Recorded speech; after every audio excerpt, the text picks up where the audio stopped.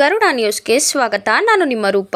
ಚಿಕ್ಕಬಳ್ಳಾಪುರ ನಗರದ ಜಿಲ್ಲಾ ಕಚೇರಿಯ ಮುಂಭಾಗ ಕರ್ನಾಟಕ ನವನಿರ್ಮಾಣ ಸೇನೆ ವತಿಯಿಂದ ಹಂಪಿ ವಿಶ್ವವಿದ್ಯಾಲಯ ಅನುದಾನ ಬಿಡುಗಡೆ ಮಾಡಬೇಕೆಂದು ಜಿಲ್ಲಾಧಿಕಾರಿಗಳ ಮೂಲಕ ರಾಜ್ಯ ಮುಖ್ಯಮಂತ್ರಿಗಳಿಗೆ ಮನವಿ ಮಾಡಲಾಯಿತು.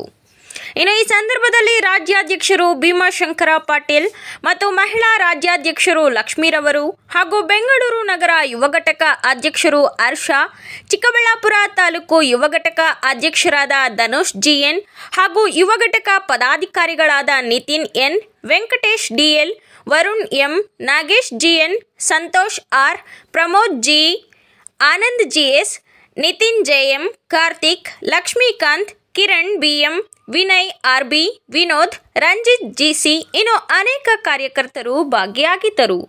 ವರದಿ ನವೀನ್ ಗರುಡ. ಕರ್ನಾಟಕ ನವನಿರ್ಮಾಣ ಸೇನೆ ಹೋರಾಟಕ್ಕೆ ರಾಜ್ಯಾಧ್ಯಕ್ಷ ಭೀಮಾಶಂಕರ ಪಾಟೀಲ್ ಅಣ್ಣನಿಗೆ ಬೇಕೇ ಬೇಕು, ಬೇಕೇ ಬೇಕು.